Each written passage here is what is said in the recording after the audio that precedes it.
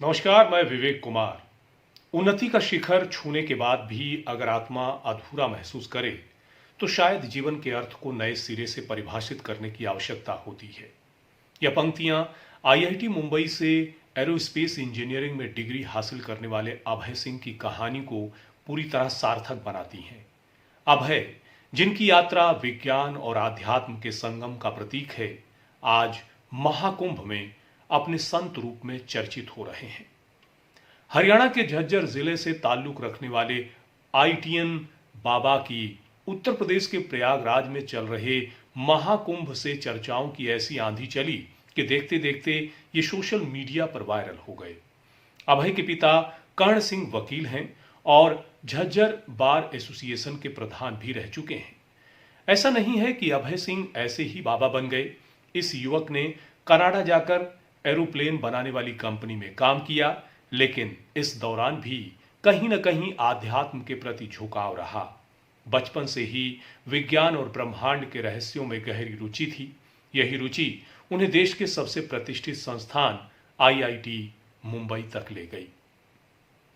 IIT से aerospace engineering में स्नातक की पढ़ाई पूरी करने के बाद उनके पास देश विदेश की प्रतिष्ठित कंपनियों में शानदार नौकरियों के प्रस्ताव थे।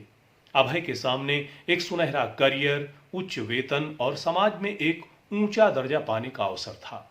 लेकिन इस सफलता के बावजूद उनके भीतर कहीं ना कहीं एक खालीपन था। साइंस और टेक्नोलॉजी की चकाचौंध में भी अभय का मन जीवन के गहरे प्रश्नों में उलझा रहता। उन्होंने महसूस किया कि उनकी डिग्री और सफलता उन्हें वह संतोष नहीं दे पा रही थी जिसकी उन्हें तलाश थी। हालांकि अभय ने कनाडा जाकर एक प्रतिष्ठित कंपनी में काम किया। इसी दौरान लॉकडाउन लग गया और अभय कनाडा में ही फंस गए। जब लॉकडाउन हटा तो स्वदेश लौटे। इस दौरान परिवार के सदस्यों ने उनमें अलग बदलाव महसूस किया। अभय ध्यान लगाने लगे। फोटोग्राफी का शौक उन्हें केरल ले गया, लेकिन आध्यात्म के प्रति झुकाव निरंतर बढ़ता जा रहा था। परिवार जब शादी की बात करता तो उन्हें बिल्कुल भी अच्छा नहीं लगता। अब उनके मन में क्या चल रहा था, किसी को भी एहसास नहीं था। अभय के पिता कहते हैं कि 11 महीने पहले अचानक अभय से परिवार का संपर्क टूट गया। बहुत प्रयास किया गया, लेकिन उससे बात नहीं हो पाई। सिर्फ मैसेज के जरिए ही संपर्क रह गया था। इस दौरान जब परिवार को चिंता हुई तो अभय से बात करने का प्रयास किया गया, लेकिन उनके माता पिता और बहन का नंबर उन्होंने ब्लॉक कर दिया। यानी अभय ने अपने परिवारजनों का नंबर ब्लॉक कर दिया। अभय सिंह ने आध्यात्म के मार्ग पर चलने के लिए हिमालय की शरण ली। वहां उन्होंने कई वर्षों तक ध्यान साधना और आत्मचिंतन किया। इस दौरान उन्होंने न केवल अपनी चेतना का विस्तार किया, बल्कि आध्यात्मिकता को एक ऐसा माध्यम बनाया जिससे वे अन्य लोगों की सहायता कर सकें। उनका मानना है कि विज्ञान और आध्यात्म एक दूसरे के पूरक हैं। विज्ञान ब्रह्मांड के बाहरी रहस्यों को समझने का प्रयास करता है, जबकि आध्यात्मिकता भीतर की गहराई को जानने का माध्यम है। अभय ने अपने अनुभवों से यह महसूस किया कि सच्ची खुशी और शांति आत्मा की खोज में है, ना कि भौतिक उपलब्धियों में। महाकुंभ जैसे पवित्र आयोजन में अभय सिंह का आना न केवल एक आध्यात्मिक घटना है, बल्कि यह आध्यात्मिक युग के लोगों के लिए प्रेरणा का स्रोत बन गई है। कुंभ में उनकी सादगी, ध्यानशीलता और संतई के प्रति उनकी निष्ठा ने लाखों लोगों को प्रभावित किया। वाकई में ये एक गजब की घटना कही जा सकती है। सोशल मीडिया पर वायरल हुए उनके वीडियो में अभय सिंह गंगा किनारे ध्यानमग्न दिखाई देते हैं।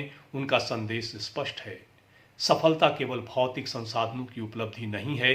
सच्ची सफलता उस शांति में है जो आत्मा के साथ जुड़ने से प्राप्त होती है। अभय सिंह की यात्रा आज की युवा पीढ़ी के लिए एक प्रेरणा है। यह कहानी दिखाती है कि जीवन में असली संतोष केवल बाहरी उपलब्धियों से नहीं आता, बल्कि यह भीतर की शांति और अर्थ की खोज से प्राप्त होता है। उनकी कहानी उन लोगों के लिए भी एक विचारणीय मुद्दा है जो केवल भौतिक लक्ष्यों की ओर भागते हैं। यह हमें याद दिलाती है कि जीवन केवल धन, करियर और प्रतिष्ठा के बारे में नहीं है, बल्कि आत्मा की गहराई में जाने का भी एक मौका है। अभय सिंह, जिन्होंने आईआईटी जैसे प्रतिष्ठित संस्थान और एरोस्पेस इंजीनियरिंग जैसे कठिन क्षेत्र को अपने जीवन के लिए चुना, उसे छोड़कर संत जीवन चुना, आज इस बात का प्रतीक बन गए हैं कि सच्ची खुशी और सफलता बाहरी दुनिया से नहीं बल्कि आत्मा की गहराई से आती है। उनकी कहानी यह संदेश देती है कि विज्ञान और आध्यात्म का संगम संभव है और यह संगम मानवता के लिए एक नई दिशा प्रदान कर सकता है। यह कहानी आपको कैसी लगी? अपनी प्रतिक्रिया कमेंट बॉक्स में जरूर दीजिएगा। यदि आपको यह कहानी अच्छी लगी तो अपनों से शेयर भी कीजिए और हाँ, डेली न्यूज इंडिया को यदि आपने सब्सक्राइब नहीं किया है तो अभी कर लीजिए। इस तरह की कहानियां आपके लिए लेकर हाजिर होते रहेंगे। तब तक के लिए नमस्कार। डीएनआई पर सबसे पहले खबरों की अपडेट के लिए सब्सक्राइब करें और बेल आइकन को दबाना ना भूलें।